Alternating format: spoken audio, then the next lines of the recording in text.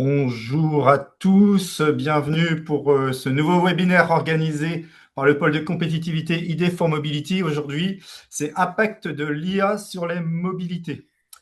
En attendant que tout le monde arrive, je vous fais un petit rappel du pôle de compétitivité.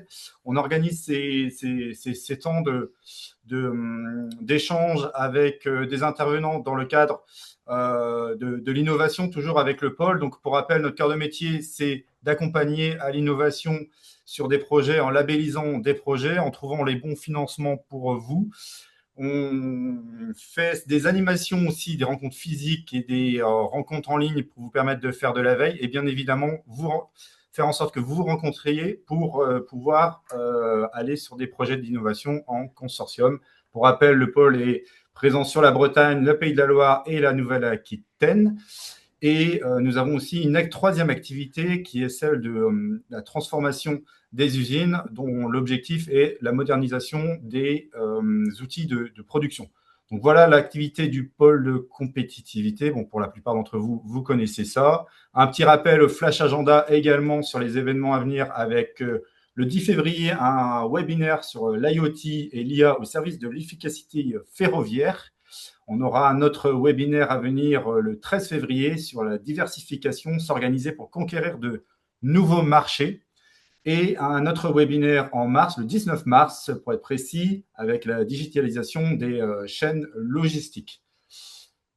Quelques informations aussi, opportunités sur les appels à projets dont je vous ai parlé précédemment. Donc le Coram qui se clôture en fin d'année pour les gros projets, minimum 1 million sur le projet. On a aussi l'appel à projet pionnier de l'intelligence artificielle, donc en lien avec notre sujet du jour. Donc la première relève se fera en juin. Donc, et aussi IDEMO soutient aux projets structurants de recherche, développement et innovation avec une relevée en septembre. Donc si ces sujets vous intéressent, que vous avez des projets dans les cartons, pas hésiter à revenir vers nous pour être aiguillé, conseillé sur le meilleur appel à projet, trouver aussi des partenaires et n'hésitez pas à nous poser des questions aujourd'hui aussi, ce sera l'occasion de revenir vers vous sur ces différents sujets en lien avec notre sujet du jour, impact de l'IA sur les mobilités. Donc là, je suis aujourd'hui avec Guylain de Freshville, Project Manager Safe AI et de Bureau Veritas. Et je suis aussi avec Bonjour. Léa Deswart de la société Careval, responsable Smart City et IA. Bonjour. Je les laisserai se présenter un peu plus et présenter leur société. Et je vais tout de suite laisser la main donc à Guylain. Merci d'être avec nous, Guylain. Je te laisse la main pour partager ton écran. Pour Très bien. Je prends commencer le partage. le premier passage avec comprendre vos obligations. Et puis c'est Léa qui enchaînera avec devenir conforme sans freiner l'innovation. C'est parti donc pour Bonjour à tous. Est-ce que vous voyez mon écran? très bien. Bon. Et bon, alors voilà, je m'appelle Guylain de Freshville. Donc, comme tu l'as dit, David, merci. Je suis chef de projet pour l'évaluation de l'IA chez Bureau Veritas. On dit Safe AI, donc l'IA de sûreté. Je suis très heureux de vous présenter ce tour d'horizon assez général, assez haut niveau sur l'IA Act. On va voir, on va avoir des discussions sans doute plus axées sur les mobilités ensuite. Dans un premier temps, je présenterai Bureau Veritas, je définirai les objectifs de l'IA Act, et on va voir ensemble qu'est-ce qui est réglementé, quels sont les types d'objets, de systèmes dont on parle, les obligations, et puis comment s'y préparer.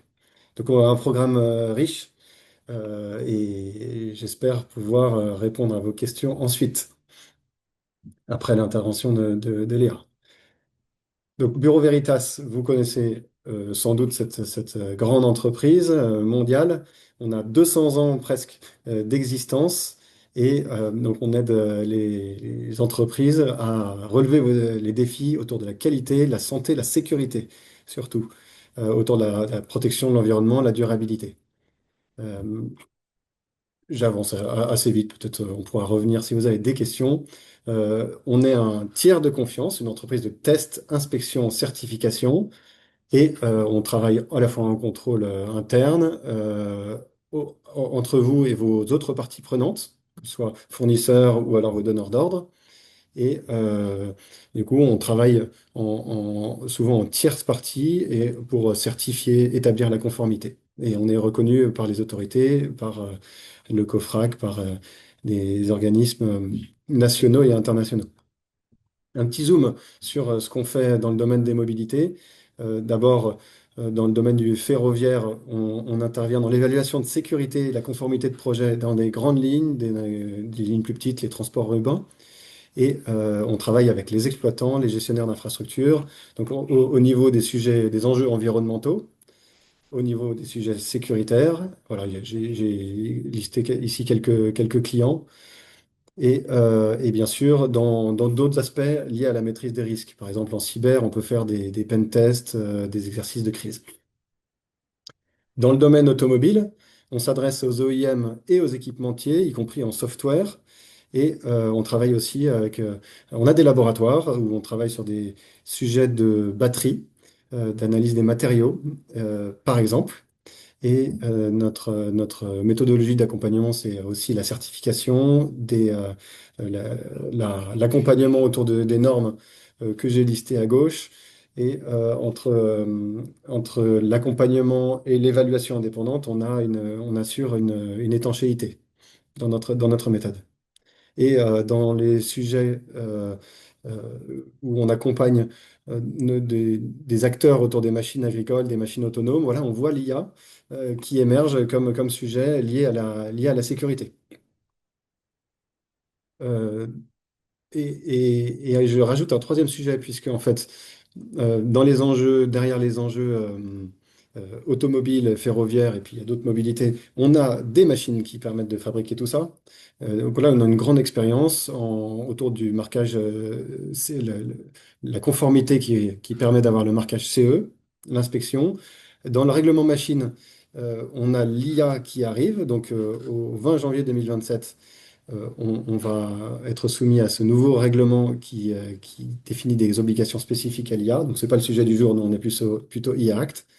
Et voilà, on fait des audits de conformité et des inspections sur site, ainsi que des formations.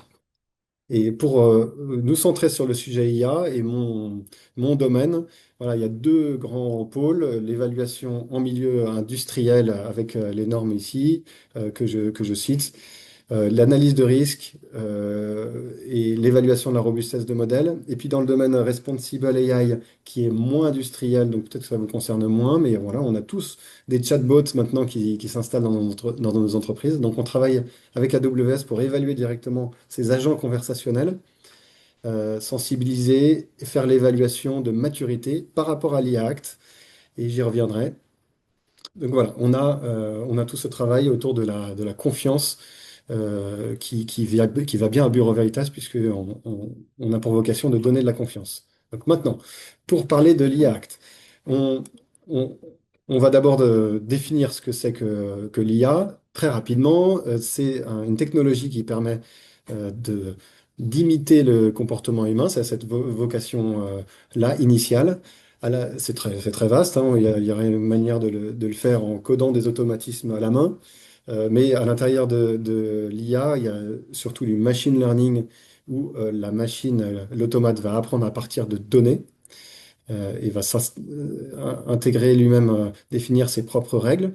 Le deep learning a pris un énorme essor ces dernières années. Et à l'intérieur de ça, on a l'IA générative aussi qui débarque encore plus récemment. Voilà, donc les termes sont toujours un peu débattus. Et ce qui est sûr, c'est que l'IA ne va pas sans risque. C'est pour ça que j'introduis ainsi le sujet IA Act. Bon, il y a un rapport de janvier 2025 sur les risques de l'IA. Donc c'est postérieur au vote de l'IA Act, mais qui permet de fixer les idées là. On voit que l'IA peut être utilisée de manière malveillante, donner le mode d'emploi de fabrication d'armes, propager des mauvaises informations. Euh, Au milieu, on peut avoir une IA qui dysfonctionne. Là, on est dans les sujets de véhicules automatisés qui se trompent, de biais, donc quand on parle de nos agents conversationnels. Et à droite, on a des sujets plus liés à la société, un peu plus dézoomés, des impacts sur l'emploi, des impacts sur l'environnement, sur la protection des systèmes démocratiques, la protection des droits fondamentaux. Donc on a ce législateur qui avait ces enjeux déjà en tête pour établir l'IA Act, voté mi-2024, qui change pas mal la donne. C'est une réglementation produit très transversale qui va toucher plein de produits et qui enrichit le RGPD, les règlements cyber comme le CRA, voilà, qui ne sont pas remplacés du tout par l'IACT, mais l'IACT va attraper les enjeux de risque spécifiques à l'IA et en particulier, au-delà de la santé et sécurité, la protection des droits fondamentaux, la non-discrimination, la protection des données privées. Euh, on a cette implémentation-là. Donc on est un peu au milieu du gué ici. On a déjà depuis février de l'année dernière des interdictions, j'y reviendrai un petit peu, des usages qui sont interdits. Et puis devant nous, on a un gros jalon d'application l'été prochain où on appliquera des règles autour de la transparence. Et il y a un débat autour du Digital Omnibus pour appliquer les règles autour des systèmes à haut risque que je définirai. Et pour les produits réglementés, et il y en a beaucoup dans le domaine des mobilités, véhicules, avions, bateaux, on a une application qui est aujourd'hui définie, mais qui pourrait aussi être impactée par cette discussion le 2 août 2027. Mais bon, chaque réglementation suit aussi sa chronologie. Donc, de quoi on parle quand on parle de réglementer le produit à travers l'IACT? On parle d'abord de modèles d'IA. Un modèle, donc c'est immatériel. On pense tous à GPT, à Llama qui est open source, à Claude. Et un modèle va trouver sa place dans un système qui va lui donner son interface utilisateur ou une API pour être intégré dans un autre système, par exemple. Donc le modèle peut être et réglementé dans l'IA Act quand il s'agit d'un grand modèle. Il y a cette définition en termes de puissance de calcul. C'est une sorte de barrière aussi à l'entrée pour l'Europe, pour se protéger des grands acteurs, en particulier américains, de dire attention aux risques systémiques, les risques que j'ai plutôt mis à droite dans mon explication des risques autour de, de la puissance de ces grands modèles qui peuvent manipuler des grands volumes de données et donc avoir beaucoup d'impact sur la société. Dans l'IA Act, on définit aussi la notion de système d'IA. Je ne vais pas aller dans le détail des 7 critères de cette définition, mais on a des systèmes qui peuvent être plus ou moins automatisés, apprendre après ou non la mise en service. Et du coup, on a cette notion latente de machine learning. Donc, on réglemente des systèmes d'IA qui sont soit fabriqués par les entreprises pour leurs propres usages, soit achetés sur le marché européen. Et ces systèmes d'IA, ils sont classés en différents niveaux dans cette pyramide selon le type de risque, et le risque est défini par l'usage. Je partirai du haut pour parler des risques inacceptables, puis après des hauts risques qui vont avec la notion de marquage CE, qui permet de mettre en œuvre les équipements et de les diffuser sur le marché. Les risques limités avec des obligations d'information et de transparence vis-à-vis de l'utilisateur. C'est plutôt vrai pour l'IA générative. Et les risques faibles, pas d'obligation, mais une incitation à un filtre anti-spam, par exemple, ou des systèmes qui sont bien supervisés, qui agissent de manière sur des tâches procédurales très étroites. Il n'y a pas de contrainte et une application volontaire d'un code de conduite.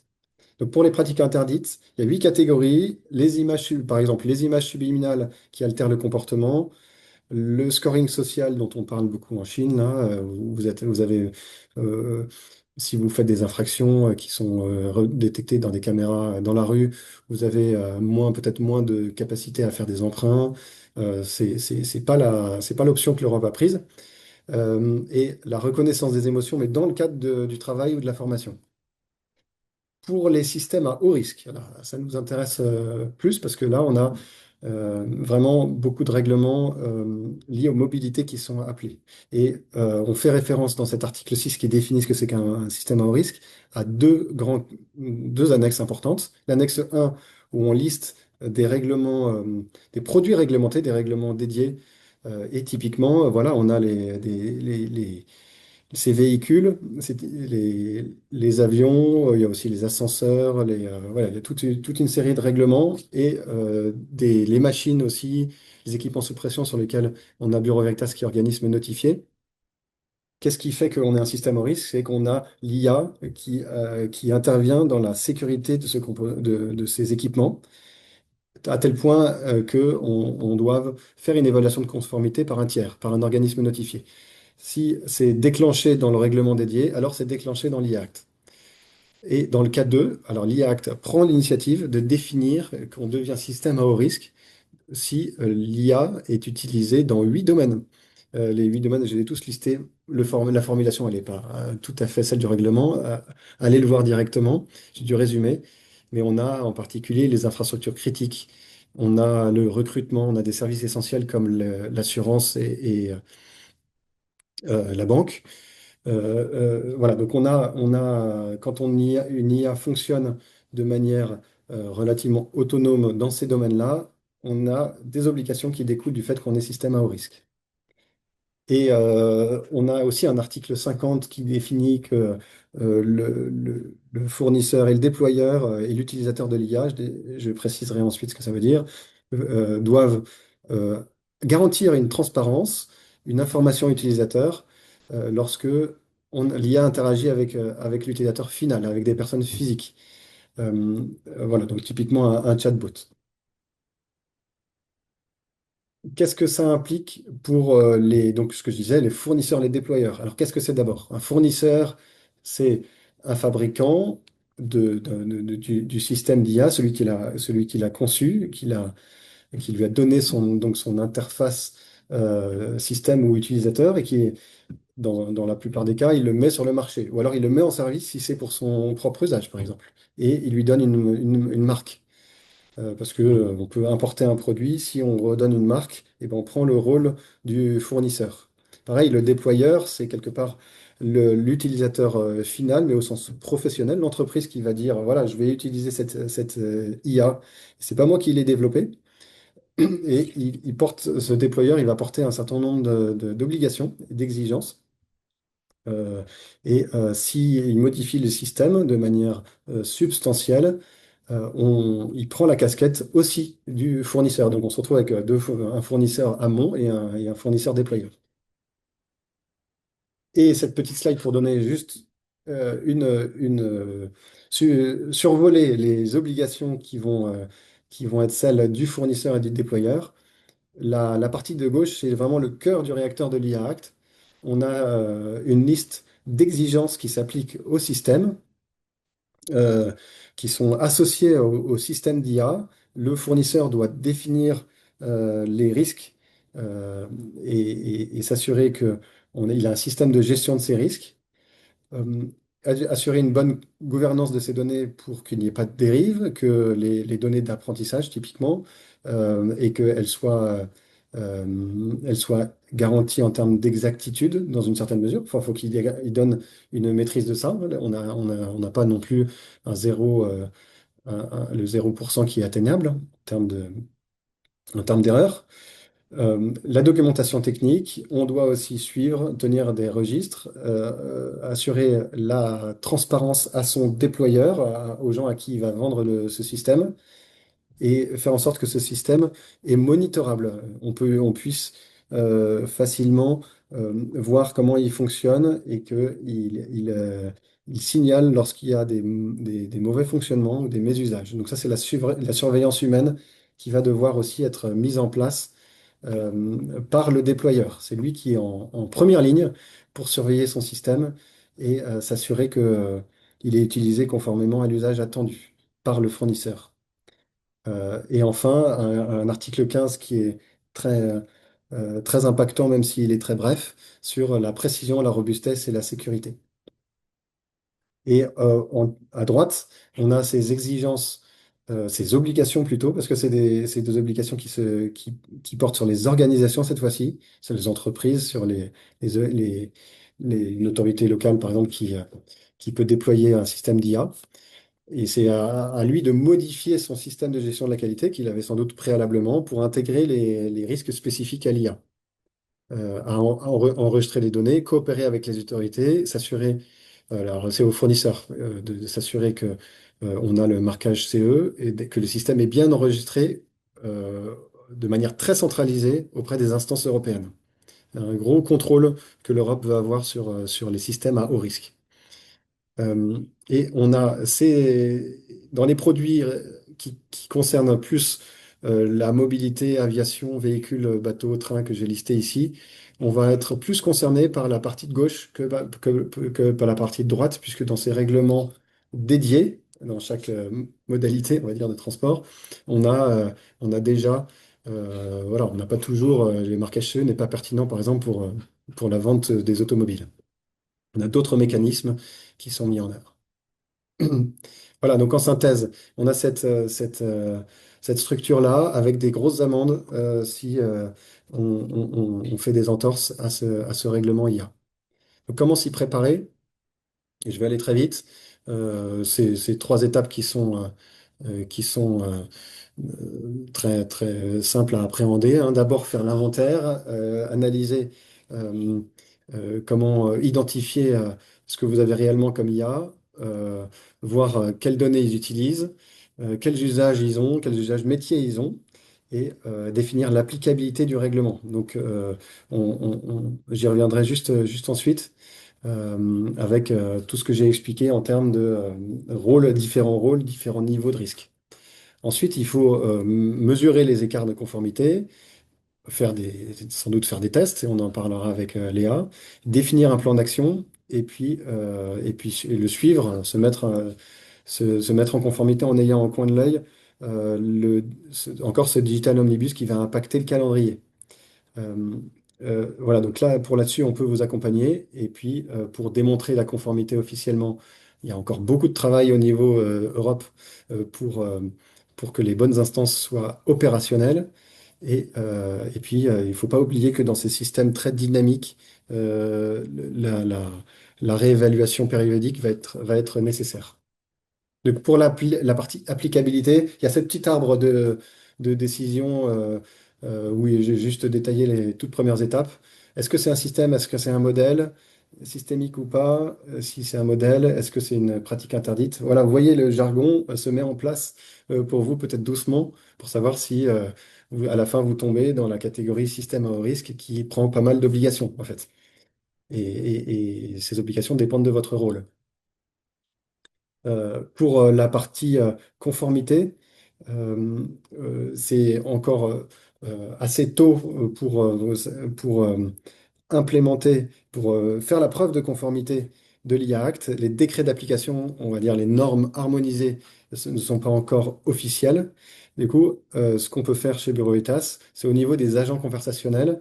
Donc, on n'est pas tout à fait dans les systèmes en risque, mais on peut faire des audits de maturité avec AWS sur les piliers standardisés comme la transparence, l'explicabilité, la robustesse, voilà, des aspects cyber en automatisant des tests et en fournissant un audit de maturité indépendant. Et donc, suivons du coin de l'œil aussi ces normes qui sont en projet, hein, qui ont vocation à couvrir, à répondre à l'IA Act et qui, dans un deuxième temps, pourront ou pas, mais sans doute seront harmonisées, c'est-à-dire donneront présomption de conformité à l'IA Act.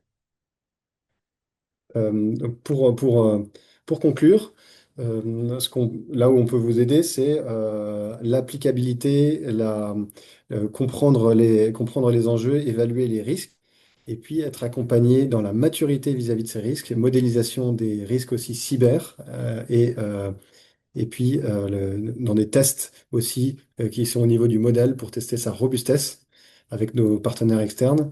Et enfin, dans la partie droite, être accompagné dans le quality management, le système de gestion de la qualité, typiquement, et déployer les bonnes pratiques et contrôles pour lesquels le Bureau Veritas a un historique, ainsi que des formations qui sont possibles. Donc, je vous remercie beaucoup pour votre écoute.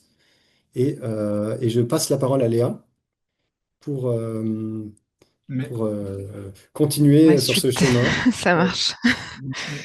Merci Guilain. Juste avant de laisser la parole à Léa, Ouais, un petit rappel. Si vous voulez poser des questions, il y a un petit onglet questions-réponses. Alors, on a bien vu les questions hein, de Leslie Anne et de Pascal Jacques Dumoulin. Mais il y a l'onglet qui est là pour ça, parce qu'en fait, comme ça, on permet d'archiver, parce que si on n'a pas le, le- le- le temps de répondre à toutes les questions, on enverra quand même les questions aux intervenants. Et vous aurez aussi un sondage, je ne l'avais pas précisé tout à l'heure, avec aussi la possibilité de mettre des questions et de mettre pour nos intervenants, si vous voulez être mis en relation ou si vous voulez approfondir aussi le sujet Mm. dans le cadre d'un projet. Il y a déjà Donc quelques questions pointues, Guilain. voilà, Oui, je j'ai vu vois. ça. Certains ont mis ça effectivement dans la discussion Voilà, chat, mais on du pourra coup, ça ne discuter permet plus pas de tard suivre. aussi, mais Ouais, ouais, voilà, bien sûr. je vais essayer d'éclaircir ça. Donc, on posera du coup les questions à Léa et à Guilain à la fin. Ça Donc, je marche. te laisse du coup la Ouais, parole, Léa. ça marche. Allez, c'est parti. Je vais déjà vous présenter Kereval, mais très rapidement, avant de partir plutôt sur une présentation un peu plus, on va dire technique, mais on rentre pas non plus dans le détail technique, mais sur la partie test de confiance des systèmes d'IA et comment apporter de la preuve de conformité avec le test. Kereval, très rapidement, on est une PME, on a un peu plus de 20 ans, on est basé en Ille-et-Vilaine, donc près de Rennes. On est à peu près 80 collaborateurs, donc on est un petit peu plus petit que Bureau Veritas. On travaille beaucoup avec des partenaires académiques, enfin, au-delà de travailler avec nos clients, évidemment, on travaille beaucoup avec les académiques de la région et en Europe aussi. Sur plusieurs domaines applicatifs, la santé, la défense, l'économie numérique, on va dire les smart cities, mais pour comprendre en fait pourquoi on intervient là-dessus, en fait, ce qu'il faut retenir, c'est que à Kereval, on est un laboratoire d'ingénierie du test, donc notre cœur d'expertise, c'est le test. Voilà, on va tester, on va faire du test fonctionnel, non fonctionnel, d'interopérabilité, beaucoup en santé, mais aussi dans d'autres domaines. Quand on dit smart city, on intervient aussi pas mal en test d'interopérabilité en smart city. Conformité, donc vis-à-vis voilà, de certaines normes, cybersécurité, voilà, on va vraiment se positionner, on est des testeurs, notre ADN, c'est le test. On va se positionner sur toute la chaîne de valeur et puis à peu près sur tous les systèmes qu'on peut trouver, donc historiquement, évidemment, sur des SI classiques, de l'application web, du mobile, du logiciel embarqué. On a travaillé beaucoup avec les agroéquipementiers sur la partie embarquée, par exemple. Et depuis quelques années, on travaille sur le test des systèmes d'IA. Donc voilà, vous comprenez qu'on couvre vraiment, on essaye de couvrir un maximum, pardon, notre niche de test. Moi, personnellement, du coup, je suis responsable de l'équipe IA, donc de test d'IA. Donc, je vais intervenir ici pour vous expliquer un peu ce qu'on fait et ce que vous pouvez faire aussi en termes de test d'IA. Guilain ayant présenté dans voilà, l'AI Act, je ne vais pas forcément revenir sur les fondamentaux de l'AI Act. Hein, on s'est réparti quand même un petit peu le contenu pour pas faire de redite. Donc voilà, je vais essayer plutôt de faire le lien avec ce que Guilain a pu dire précédemment. Voilà.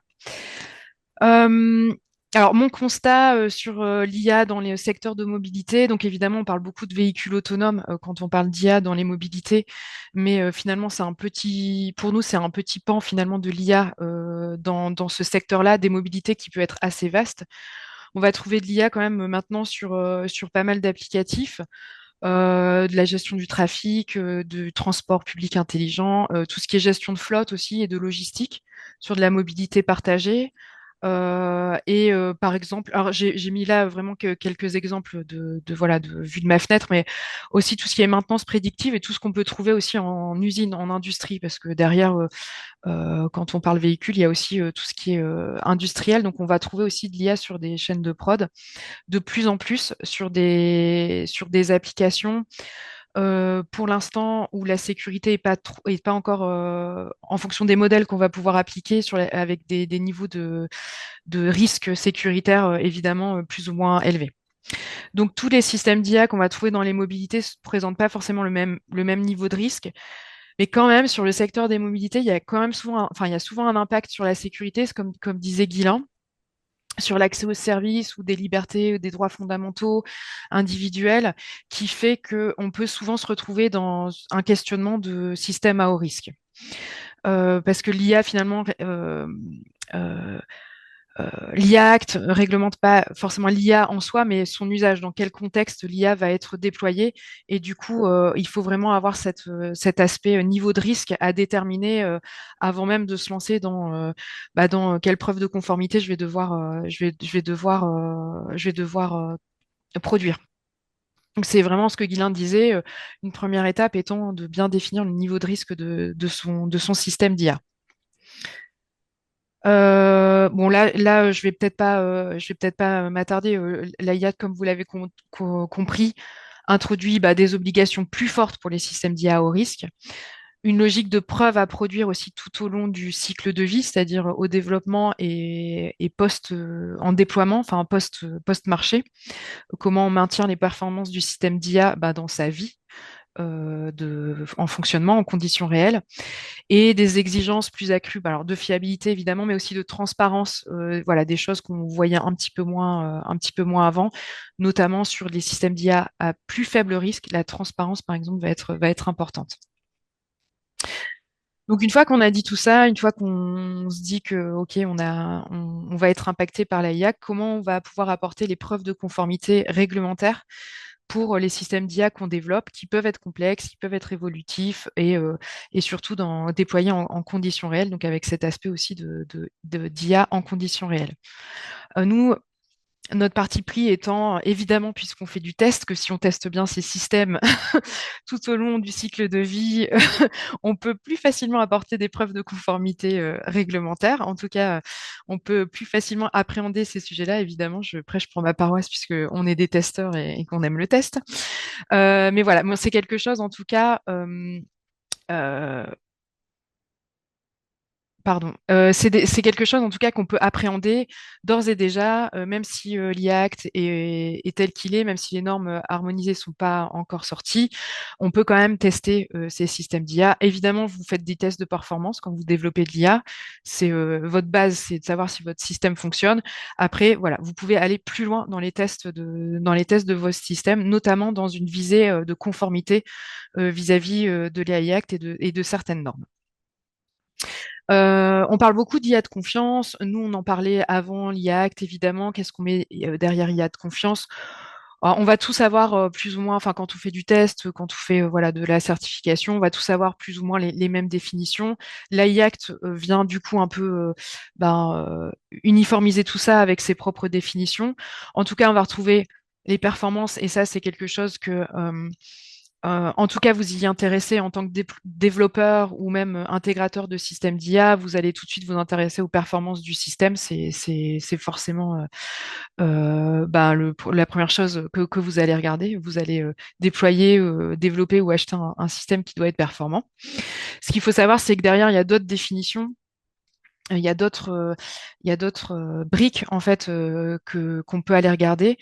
En amont, on va trouver la qualité des données, forcément, pour développer, entraîner des IA, la qualité des données va être importante et l'IA Act s'y intéresse aussi, de prouver la qualité des données, la sécurité, la robustesse, la fairness ou les biais.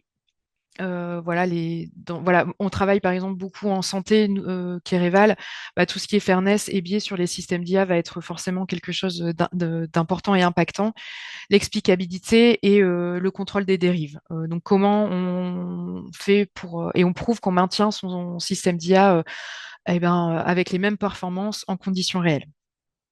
On vient pas forcément tester de la même manière toutes ces briques-là en fonction du modèle qu'on déploie, enfin qu'on développe, du système dans lequel il est déployé et du contexte opérationnel. Donc il faut venir aussi tester ce qui est important de tester en fonction de ce triptyque un peu modèle, système et contexte opérationnel et qui va donner aussi un niveau de risque. Voilà. Et on va venir finalement, on va devoir venir aussi piocher la bonne stratégie de test vis-à-vis de ce triptyque-là.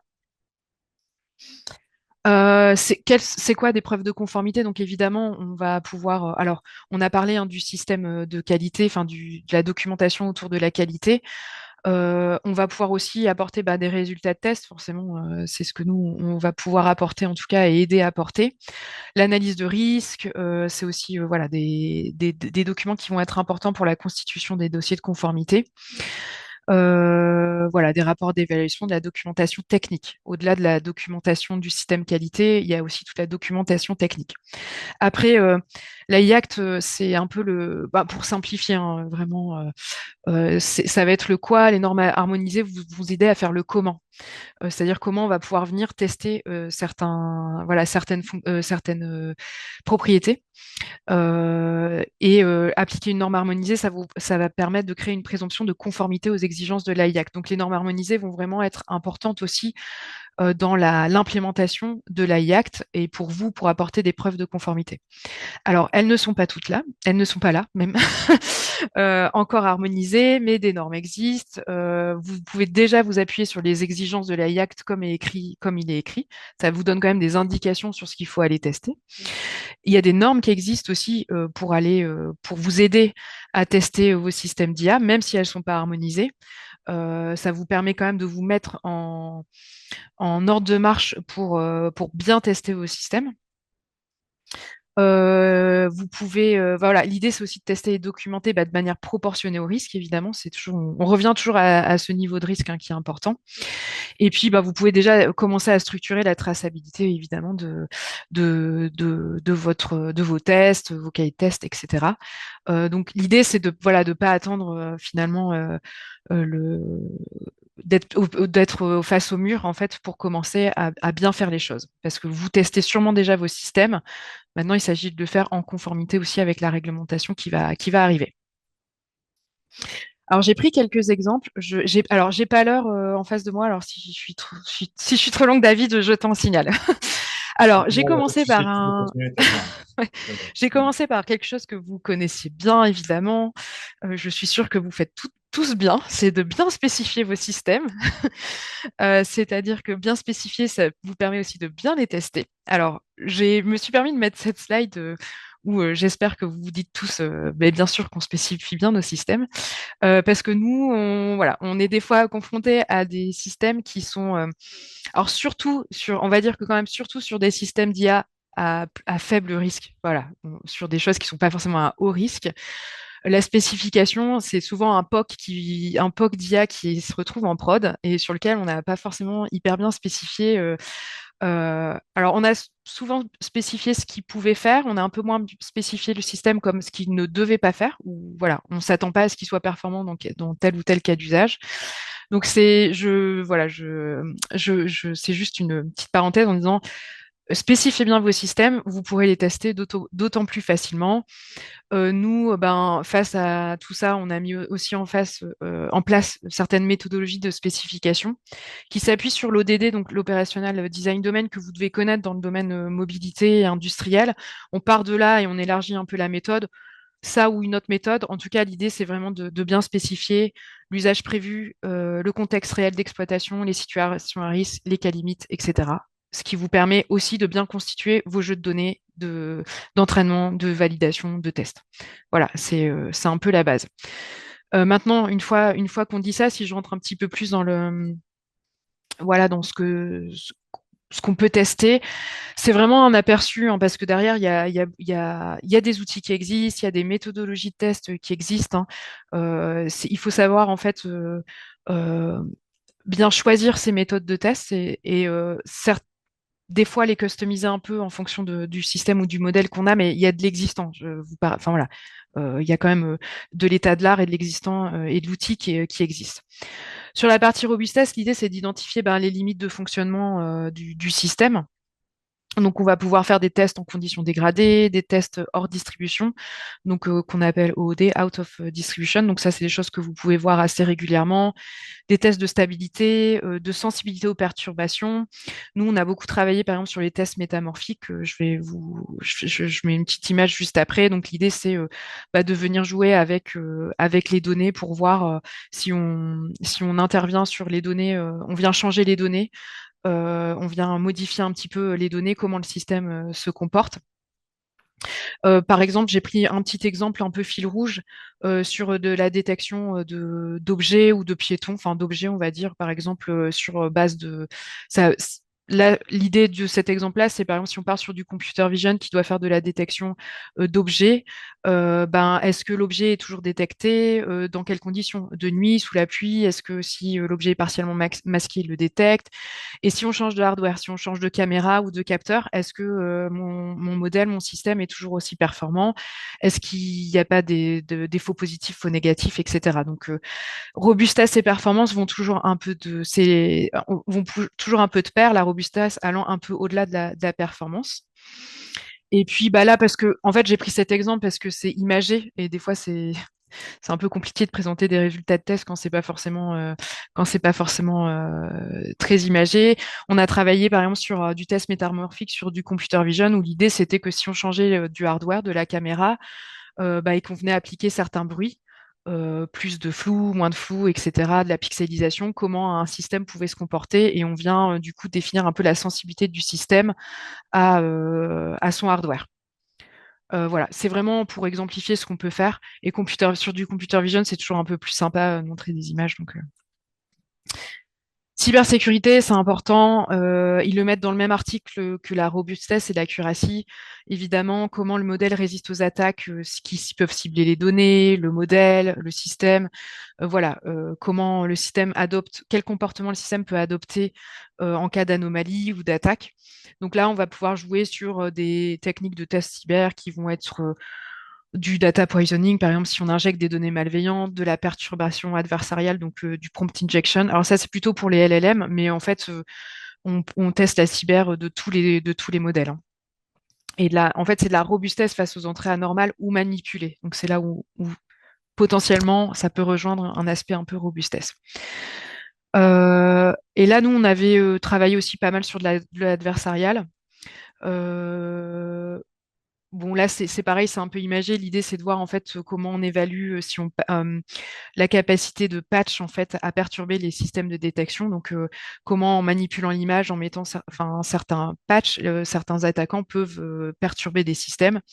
Et nous, l'idée, c'était justement de s'intéresser à tout ça et de développer un peu des méthodes et des outils de test qui permettent de faire facilement de l'adversarial qui est devenu depuis, enfin quand même des méthodos et des technologies des techniques pardon, de test assez classiques.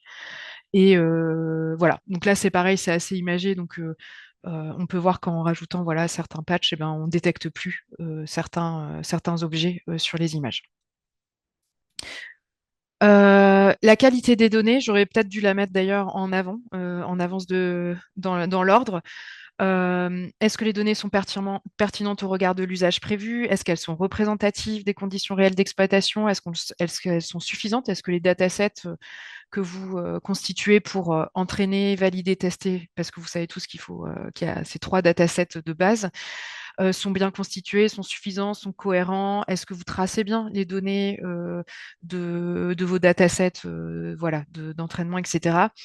Donc voilà, c'est aussi des choses qu'on peut venir analyser, tester. Voilà, il y a voilà, par des outils et des méthodes de test, pardon, on va pouvoir détecter des déséquilibres, voilà, des déséquilibres dans les jeux de données, des manques de représentativité, des incohérences, des doublons, des valeurs aberrantes, voilà. Et surtout, de voir comment tout ça est labellisé, tracé. Voilà. Donc, par exemple, si je reprends mon exemple fil rouge, ben, est-ce que les données couvrent-elles toutes les zones urbaines? Si on est en centre, en périphérie, en campagne, voilà, peu importe, sur de la détection, sur des voies enfin, sur des voies circulantes. Est-ce que tous les profils de piétons sont représentés? Voilà. Et est-ce que les jeux de données sont adaptés à l'usage réel du système? C'est vraiment ça la question clé. Équité, fairness. Alors, alors en fonction de vos systèmes, hein, je ne sais pas tout ce que vous faites, ça peut quand même être intéressant. Est-ce que, si je reprends mon fil rouge, est-ce que il y a des pieds, alors là j'ai mis piétons, mais ça pourrait être objet, hein. Des piétons sont-ils détectés avec la même fiabilité? Est-ce qu'on détecte bien les enfants, les adultes? Est-ce qu'il y a des biais de discrimination peut-être qui peuvent apparaître? Est-ce qu'on détecte des personnes à mobilité réduite? Voilà, ça c'est tout ce qui peut tourner autour de l'éthique, l'équité des modèles. Euh, voilà, ça va vraiment dépendre du système et du modèle. On est plus ou moins impacté par cette propriété-là. En tout cas, de même, hein, il existe des techniques de test pour venir vérifier tout ça. Ah, c'est la même. Alors ça, le maintien en performance de vos systèmes, ça c'est important parce qu'il va falloir aussi mettre en place, prouver que vous continuez à monitorer votre système dans sa vie réelle. Et donc, en fait, tout ça va tourner autour de mettre en place les bons pipelines de MLOps, LLMOps, enfin, vous l'appelez comme vous voulez, mais en tout cas, comment vous allez pouvoir vérifier, détecter si votre système dérive, parce qu'il est possible que votre système dérive, que ça soit de la dérive de données ou de concepts, il est possible que votre système, face à des données réelles, dérive et soit moins performant, et ça peut voilà, engendrer quand même des risques, enfin, plus ou moins graves. Donc, dans ces cas-là, en fait, on parle souvent de mise en place de chaînes de MLOps. Je détecte les dérives et je mets en place les bonnes actions quand je détecte une dérive. Et là, nous, voilà, voilà, c'est comment vous mettez en place tout ça et comment vous le documentez évidemment à des fins de conformité. Et voilà, nous, on accompagne au-delà de. On peut challenger une chaîne de MLOps, on peut aussi accompagner dans bien choisir les outils en fait en fonction de ce qu'on doit monitorer. Voilà, et j'arrive à la fin. L'idée étant, en fait, je finis un peu par cette slide en disant que tout ça, vous le réfléchissez en fait dès l'amont, en fait, dès la conception de votre développement. Évidemment, il y a la partie spécification que je rappelle, je suis lourde là-dessus, mais qui reste évidemment très importante. Mais en fait, tous ces points-là de vérifier la qualité des données, la cyber des modèles, la cybersécurité des modèles, la performance, la robustesse, vous allez pouvoir en fait activer aussi tous ces tests-là dans votre chaîne de développement. En développement, vous allez vous intéresser aux data, à la data, au modèle, la qualité, la validation du modèle, la robustesse. En post-training, vous allez être plutôt sur de la performance, de l'exactitude, de la précision, du stress test. Vous allez pouvoir aussi remettre de la cybersécurité post-training. Et après, en déploiement et intégration, c'est d'autres briques de test que vous allez pouvoir mettre en place, qui est de la performance plutôt en temps réel, d'aller tester plutôt des cas extrêmes, du test d'intégration. Et pareil, la sécu étant toujours un peu de base. Tout ça pour dire qu'en fait, tout ça est la stratégie de test par rapport à votre système, à votre modèle, votre système, vous pouvez la planifier, vous pouvez la mettre en cohérence avec votre planning et votre roadmap de développement également. Et au contraire, il vaut mieux c'est pas du une fois que j'ai développé, je m'intéresse à la qualité de mes données. Enfin, vous comprenez bien un peu forcément la dynamique. Voilà. Donc tout ça est planifiable dans vos roadmaps produits, au moins dans vos roadmaps produits, si ce n'est dans les roadmaps plutôt organisationnels quand on parle de conformité à IACT, où là on peut peut-être prendre un niveau aussi un peu plus haut. Et je pense que c'est tout. Voilà. Et donc, voilà, vous pouvez me contacter si vous avez des questions, évidemment, précises Merci. ou pas. Merci Léa. Voilà, Euh, j'arrête mon partage. Hop. Ce que je vous propose, c'est de passer maintenant à un petit temps de questions-réponses. Alors, je vous Oui, rappelle, il y a un onglet questions-réponses et certaines personnes ont déjà mis des éléments.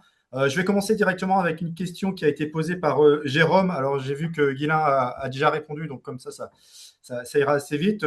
Oui. Jérôme demandait, y a-t-il un lien entre l'IA Act et l'ISO 8800, sécurité et intelligence artificielle? Alors, la question a été posée sur la partie de Léa, mais Guilain, j'ai vu oui. que il y avait déjà une réponse proposée. Oui.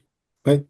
Donc pour redonner le contexte, Mm. l'ISO 8800, c'est bien pour l'automobile. Du coup, elle s'appuie sur l'ISO 26262 et puis l'ISO SOTIF euh, de la sûreté des fonctionnalités attendues. Et je ne vois pas de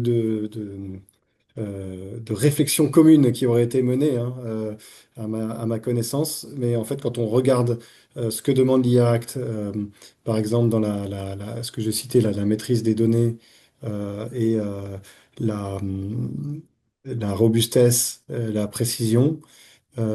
C'est des choses qui sont traitées aussi dans la 8800 et aussi voilà, la mise en place d'un quality management system, d'une documentation. Ouais, bien sûr, on revient sur les fondamentaux Mm, de nos métiers. Voilà, donc sachant que l'IA Act s'intéresse pas uniquement à la sécurité fonctionnelle, hein. Mais mm, pour l'aspect sécurité fonctionnelle, d'ailleurs, il va être beaucoup plus exigé dans les réglementations produits dédiés. Et les produits réglementés, ceux qui sont dans cette annexe 1, qui déclenchent la notion de système à haut risque. Mais bon, l'IA Act remet une couche pour dire attention, il y a de l'IA, donc on le fait de manière spécifique. Mais la preuve de la safety, la preuve de la bonne sécurité fonctionnelle, elle est, donc on s'appuie évidemment beaucoup plus sur la 8800 qui est beaucoup plus détaillée, hein, parce il y a le règlement et puis la norme qui est plus technique. Merci, Guilain. J'ai une question de Leslie Anne. Alors, ce sera plus pour Léa. mm. Est-ce que vous avez déjà mis en place des programmes de détection automatique de data drift, par exemple? Oui, oui, ben, on travaille avec certains clients là-dessus. Alors, sur du drift, après, l'idée, c'est des fois déjà de détecter si c'est du data drift ou du modèle drift, en fait. Enfin, il y a plusieurs drifts, il y a plusieurs drifts possibles. Donc, nous, en fait, on accompagne, ça dépend en fait de la maturité des clients. Il y a déjà des clients qui ont des outils de MLOps, donc on les accompagne plutôt à bien utiliser leurs outils jusqu'à vraiment mettre en place la chaîne outillée enfin de Ops, quoi, enfin de monitoring. Et du coup, là, l'idée, c'est de se dire, OK, euh, comment on détecte les dérives. Donc, ça peut être du data drift, du modèle drift, et quelles actions on met en place quand il y a enfin, déterminer les seuils, on détecte quel seuil et si on passe le seuil, quelles actions automatiques ou pas on met en place en fait, on met en place sur le modèle. C'est pas forcément du réentraînement par exemple. On pense souvent qu'il faut réentraîner le modèle, c'est pas forcément du réentraînement derrière. Donc oui, oui, on travaille là-dessus. Oui, oui, avec et en plus en fonction de ce qu'on a en face, ça va pas forcément être les mêmes outils. Donc ouais, ouais. Et de plus en plus en fait, on a cette question-là. Euh, Ce qui relie un peu aussi à mon équipe me tuerait si je dis ça, mais un peu du test en continu, enfin dans l'idée un peu de voilà voilà de continuer à tester quand même le modèle, en tout cas le monitorer. Ouais. Et je vais rester avec toi, Léa, parce qu'il y avait une Ouais, question tout à l'heure de Pascal Jacques, oui. et j'ai vu que tu avais répondu dans le chat directement, mais pour ceux Ah, qui c'était ont... à Leslie-Anne que je répondais, je crois. Non, il me semble que c'était Ah, à Pascal Jacques. C'était la question, c'est c'est vu la richesse et la complexité ouais. de l'IA Act, on peut s'attendre à ce qu'on utilise paradoxalement ou pas l'IA pour générer tout cela. Alors en fait, je répondais à Leslie-Anne au-dessus, qui était une Ah, question très d'accord. pointue. Ok, Désolée, je d'accord. Hmm. pensais avoir répondu. Et peut-être que Guilain, t'es plus, enfin, t'as déjà eu le cas de figure sur la partie tâche procédurale et étroite. Ah oui, oui. Donc moi j'avais répondu, mais je Ça, te laisse répondre. Parce bon, qu'elle connaît, Leslie-Anne connaît mon point de vue, on a déjà discuté. Ah, d'accord. Et du coup, c'est intéressant d'avoir ton point de vue. Non, mais je vois il y a beaucoup de débats autour de. Donc, c'est technique. Dans Ouais. l'article 6, euh, on tombe dans la catégorie système à haut risque si on n'arrive pas à prouver que l'IA en question, elle travaille sur une tâche procédurale étroite, que, par exemple, je sais pas quoi, un correcteur orthographique intelligent. Là, qui tombe directement dans le risque minimal, là, qui fonctionne avec de l'IA, qui est contrôlé, euh, qui est contrôlé directement par l'opérateur, par l'humain. On parle même pas de supervision, c'est dans le flux, dans le process. On contrôle bien ce que fait l'IA en regardant l'entrée et en regardant la sortie. Et il y a, par exemple, si on veut traiter des CV. Est-ce que c'est passé de 1000 candidatures à, juste 10 qui vont être traitées par des humains? Donc on est dans la catégorie à haut risque a priori dans le domaine à haut risque, puisque c'est dans le domaine RH. Là, c'est une de mes Mm. que j'avais listé dans des 8 domaines qui peuvent déclencher la notion de haut risque. Ensuite, si on demande juste à l'IA de faire ce filtre, je pense qu'on n'échappe quand même pas à la définition de haut risque, puisque on n'a pas a priori un être humain qui va tout revoir, tout ce qui a été reçu en entrée, pour voir si ça a été bien traité en sortie. Et la tâche procédurale étroite, elle est vraiment sujette à l'interprétation. Il y a beaucoup de gens qui discutent de ça. Est-ce que c'est une tâche procédurale étroite de juste trier des CV ou de juste dire, voilà, ça permet à mon robot de juste se bouger tel bras articulé pour saisir un objet. Et est-ce que tu crois qu'il y aura Si- des compléments justement ouais. pour bien interpréter cette tâche procédurale étroite fin demain? Enfin, est-ce qu'ils vont apporter, enfin, Oui, vu je que c'est une crois grande que l'Europe question, est-ce qu'il y travaille. aura demain peut-être Ouais, un peu plus de matière pour vraiment se positionner là-dessus? ouais, Ouais, oui, l'Europe ok. Apporter a des fait des appels précisions. à Ouais, participation pour interpréter ce qu'elle a écrit. d'accord, d'accord. Voilà, La et magie savoir. de. Ouais. Donc, c'est pas, D'accord. le processus n'est pas du tout terminé. Donc, Mm, d'où l'urgence par rapport à deadline qui était censée être le 2 août de cette année. Voilà, si les choses ne mm, sont pas bien définies et en plus les normes harmonisées pas écrites, ben, c'est mm. naturel de repousser les échéances. Et puis dans le digital omnibus, il y a aussi d'autres sujets de simplification. Ok. Alors, pour terminer, une question peut-être moins technique, mais j'ai une question de Christophe qui se demande le surcoût de la certification d'une IA représente quel pourcentage du coût de mise en place d'une IA en France? Je pense qu'il veut prendre l'aspect global, pas uniquement Oui. Mm, pour donner un peu un ordre d'idée. Parce que Euh, c'est difficile, hein, j'imagine la question. ouais. Ça va Est-ce dépendre qu'on parle des. juste parce qu'il y a la mise en place de tout ce qui est obligatoire, Mm, tout ce qui va être après, dans un deuxième temps, contrôlé par un organisme qui s'occupe de la conformité. Et puis ensuite, donc il y a tout l'effort qu'il faut faire pour prouver qu'on a bien fait. Donc il faut d'abord faire et puis après donner la preuve. Donc la certification, on est du côté de donner la preuve, même si le terme est parfois un peu flou. Je sais pas répondre, j'ai peur de dire une bêtise si je dis que voilà, ce serait 5%, mais non, en fait, j'en sais pas grand-chose.